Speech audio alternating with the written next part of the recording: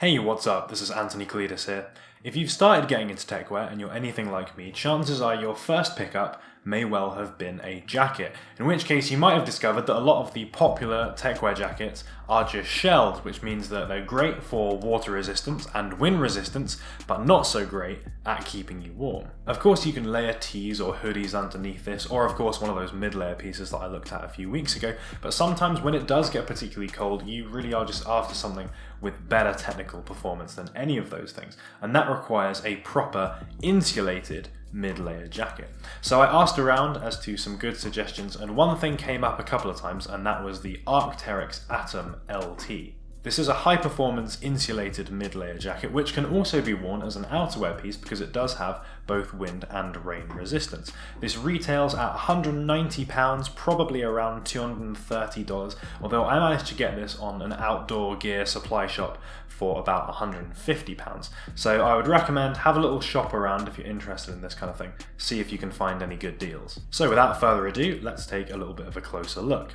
The Arc'teryx Atom LT jacket is designed to be a fairly close-fitting jacket, so I've bought this one here in a size M. I would normally wear a large in t-shirts or hoodies, so you could definitely consider going down. For sizing reference, I'm about 6'1", 6'2", and with about a 38-inch chest. In the looks department, this is a pretty minimal piece of clothing. Although this is an insulated jacket, it doesn't have those little quilted pockets that a lot of jackets do, giving it a very, very clean appearance, which I like. The colour of this one, they refer to as Pilot, although there's a whole bunch of other colours available. So if you're not a massive fan of this one, then you probably will find something that you'll like. I also like the neckline of this. It comes up a little bit higher than a jumper would, so it gives you a little bit of neck protection, and I think it gives it quite, again, a clean and quite a futuristic appearance as well. It's almost like a mock neck sort of height.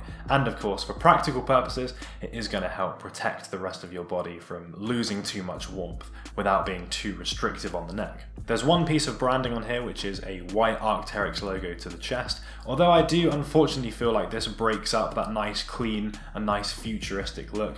It's not my least favourite logo in the world, it is kind of cool, and depending on the way that you'd wear this, you might not actually see the logo that much anyway. Also, in terms of both looks and performance, this is much better done up than it is undone. Obviously, you're going to lose a lot of that insulating property if you're wearing this undone, because all the heat is just going to escape. And I think because of that very clean look to it, if you break that up by undoing it, I just don't think it looks quite right. Arguably, though, a piece of clothing like this is designed as much as, if not more, for its performance than its look. And luckily, I think that it does very, very well in this department. First thing that I noticed is this is incredibly light, as the LT suffix on there would let you assume. It weighs something like 300 grams, so if you want to wear something over the top of this, that's no problem, it's not going to weigh you down. And also, if you decide that you want to take this off, you can very easily put it into a bag, and again, not going to weigh you down. Considering that weight though, it is surprisingly warm. I've worn this in just above 0-degree weather, with a long sleeve t-shirt underneath and an outerwear jacket on top, and I found after I'd been walking around for a little bit, that was a pretty pleasant temperature. This is breathable, so hopefully you won't get too sweaty wearing this. I certainly didn't notice that, and for even colder weather than this jacket would be useful for, there is actually a heavier, more insulated version of this, so that's something to consider as well. If you're regularly in, I don't know, -10 temperature or below, then you could consider that as an alternative. If you decide to wear this as an outer layer, it is water resistant, which is good, although there is no hood, so this is more a sort of if you get caught out in the rain, rather than specifically preparing for rain and wearing this. However, there is another variant, as there is a hooded version of this, so if you decide that you want to be wearing this as an outer layer a lot and you're going to be going out in the rain, then again, that's another alternative to consider.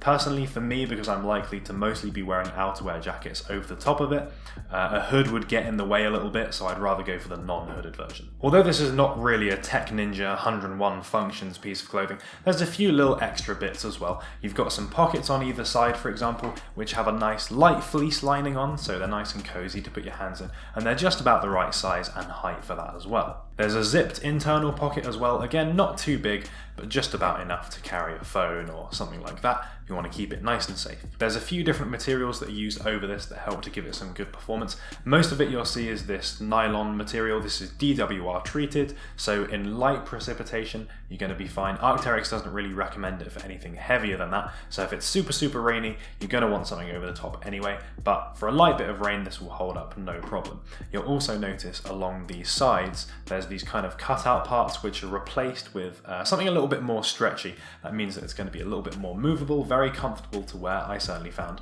and that extends up the arm as well. On the cuffs, again, you'll find some more stretchy material to the main body of the jacket, but this is much, much thinner. That means that the cuffs can be quite a close fit to help keep that warmth in there, but they're also very comfy and very easy to get on and off. The warmth, the lightweight, and the water resistance are really the holy trinity of this piece, and luckily I think that it does all three of those things extremely well, making this a pretty capable piece of clothing that does pretty much exactly what it says on the tin. I also like that although its primary function, at least for me, is to be worn underneath other things, it also stands up on its own and I think makes quite a cool minimal or more grey man aesthetic piece of clothing. Therefore, I would say that this jacket is definitely worthy of recommendation if you're new to tech wear or performance-based gear.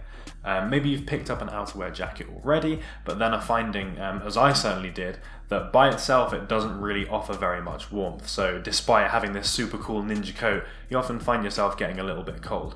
Well, this is designed to exactly solve that problem, and I think that it succeeds very well in that respect. Its style allows for a little bit of experimentation with that more grey man under the radar look if you choose to wear it by itself, which again I think is cool because a lot of people who get into tech wear do start off on that tech ninja side of things, but then perhaps want to experiment with some other styles. And this kind of allows you to fulfill both a little bit, in that it makes your tech ninja things a bit more functional and gives you the capability to experiment with the grey man stuff a little bit as well. It's also good that there's a few different variations out there depending on your requirements. As I mentioned, both there's a heavier duty version of this for super cold climates, and there's a hooded version as well if you think that you're going to be finding yourself in wet weather quite a lot and are maybe going to be without an outerwear jacket. The price of this is likely going to be a sticking point for quite a few people. Even at the price that I paid for $150, it's quite a lot of money for something that one is predominantly going to be wearing underneath another jacket. If you fit into that category, if you think maybe I don't really like the look of this, I'm only ever going to wear it underneath other things,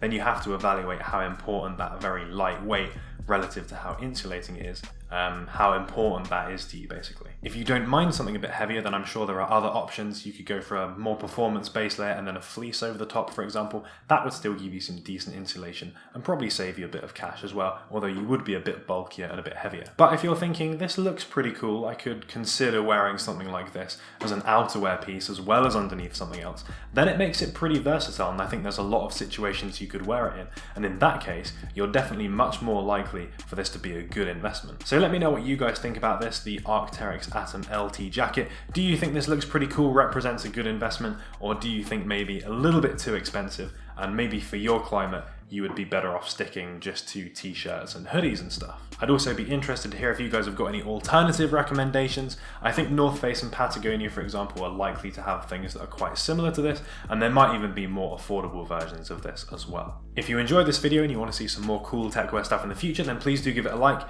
and of course I will be back next week with another video. So thank you so much for watching, and I will see you in the next one. Shout out to Gabe Boll, yes, Techwear Illuminati. We're running that streetwear subreddit. Not me personally because I'm not whitelisted, but other people definitely. And shout out to Sim Cusick, can't wait for those Kanye Techwear collab merch stuff to come out. Seriously though, if Kanye did actually get into techwear, then that would potentially be a massive game changer. You might see like everyone wearing it all of a sudden, it'd be crazy.